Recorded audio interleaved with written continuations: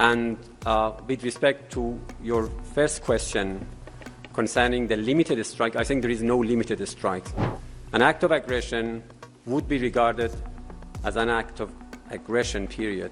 And any state would react to an act of aggression as part of its inherent right of self-defense ferociously. So that's what we would do.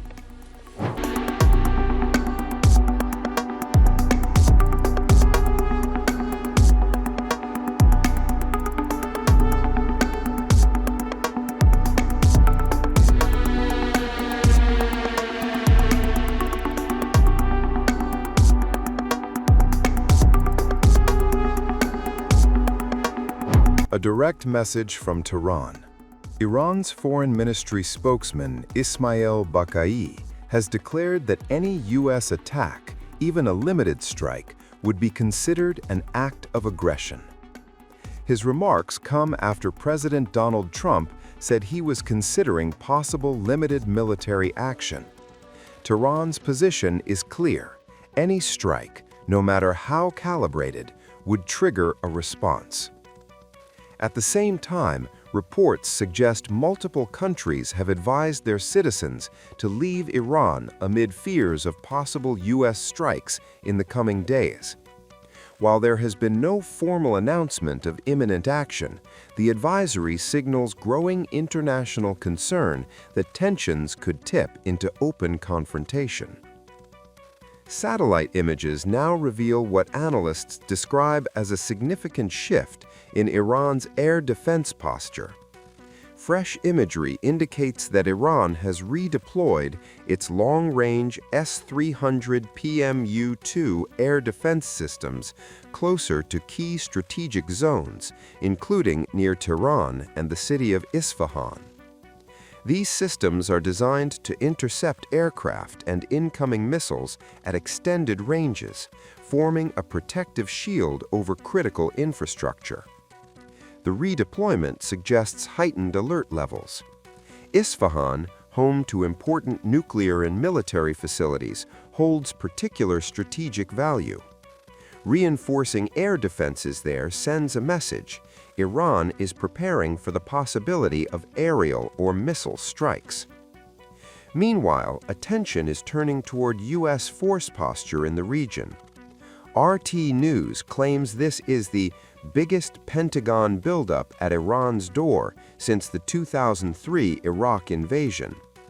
That comparison is striking. The 2003 mobilization marked one of the largest American military deployments in modern history. Whether the scale today matches that era is debated, but the optics are powerful. One location under scrutiny is Sultan Air Base. Historically, the base has served as a strategic logistics and launch hub for U.S. operations in the Gulf. Increased activity there is being interpreted by some observers as forward positioning rather than routine movement. Washington has not publicly framed it as an offensive staging ground. And yet, amid these military signals, diplomacy is not off the table.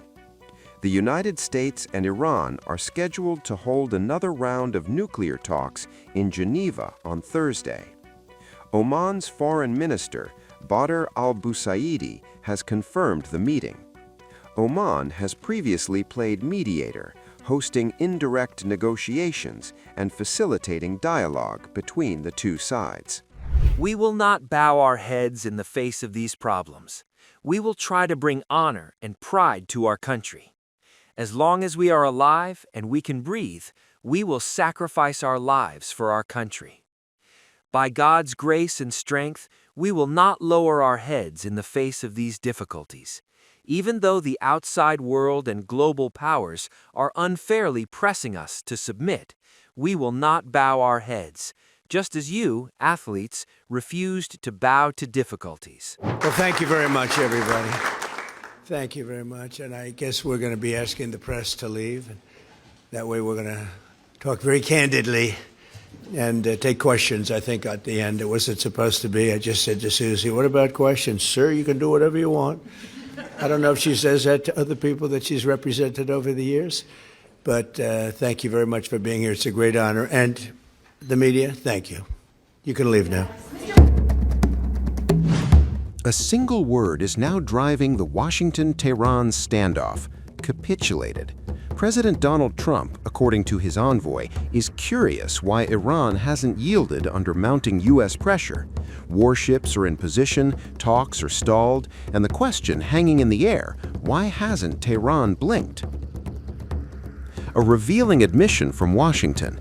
In an interview with Fox News, U.S. Special Envoy Steve Witkoff disclosed that President Donald Trump is curious why Iran has not capitulated despite what he describes as significant American military pressure in the region. The word frustrated was avoided, but the implication was clear. The White House expected movement. Witkoff said Trump personally raised the question. With U.S. naval and sea power positioned strategically, Washington believed Tehran would feel compelled to yield. Instead, Iran has held its ground. Nuclear negotiations remain stalled on core issues, and neither side appears ready to concede.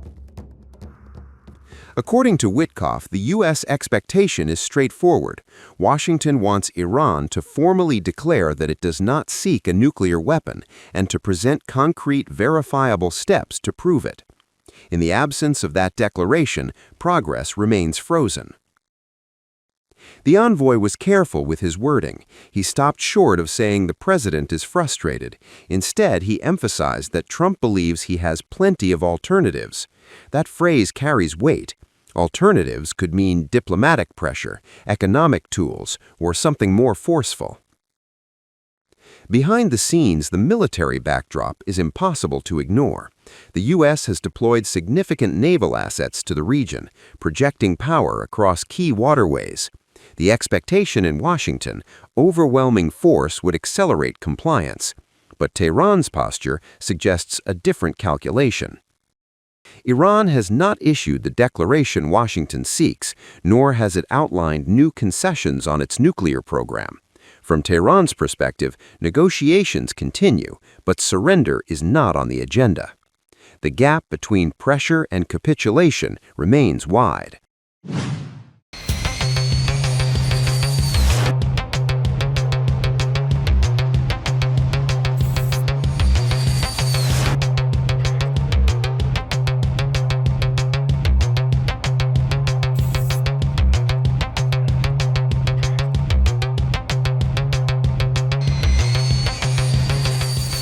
A surge in the skies. According to the open-source intelligence monitor, at least 9 C-17 military transport aircraft are now en route toward the Middle East. Hours later, that number appeared to grow. Reports indicate at least 10 U.S. Air Force C-17A Globemaster III aircraft airborne from the U.S. East Coast, bound for Europe.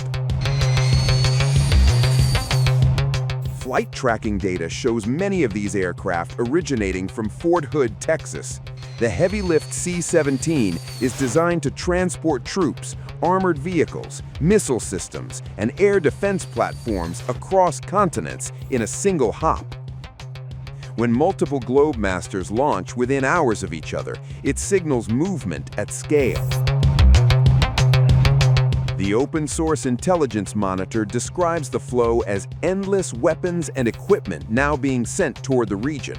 While official Pentagon confirmation remains limited, analysts tracking military logistics believe the flights could be linked to repositioning air defense assets closer to the Middle East theater. Then comes a striking headline from RT News: Pentagon biggest buildup at Iran's door since 2003 Iraq invasion. The outlet claims this is the most significant concentration of U.S. military assets near Iran since the run-up to the Iraq War. That comparison alone raises eyebrows. 2003 marked one of the largest U.S. force mobilizations in modern history.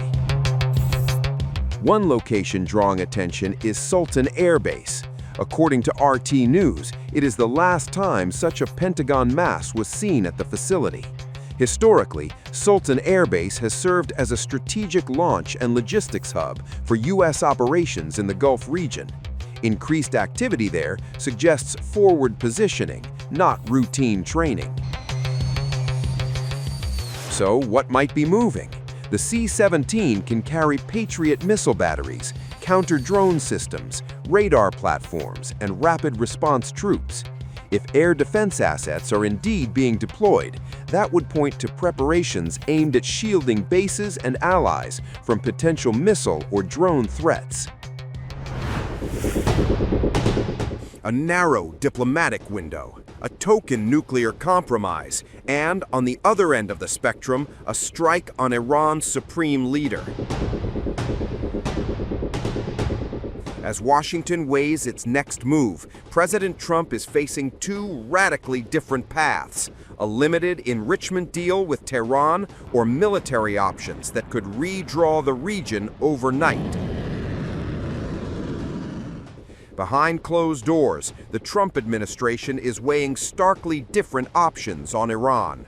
According to Axios, U.S. officials say Washington could consider allowing limited or token nuclear enrichment, but only if it leaves no pathway to a bomb. Publicly, the U.S. position remains zero enrichment on Iranian soil.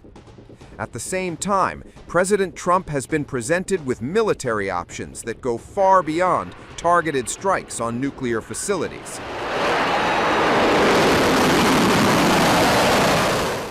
One scenario discussed in briefings would directly target Supreme Leader Ayatollah Ali Khamenei and his inner circle, including his son Mujtaba. Sources say multiple strike options are on the table. Diplomatically, Iran is expected to submit a written proposal within days. Foreign Minister Abbas Araghchi has indicated the draft will include political commitments and technical measures to ensure the nuclear program remains peaceful. U.S. officials say the proposal must be detailed and convincing to overcome skepticism inside the administration. The two sides remain publicly divided. Tehran insists it will not give up its right to enrichment. Trump has repeatedly said Iran must not enrich uranium at all. Yet behind the scenes, mediators from Oman and Qatar are urging both sides to craft a deal that allows each to claim victory.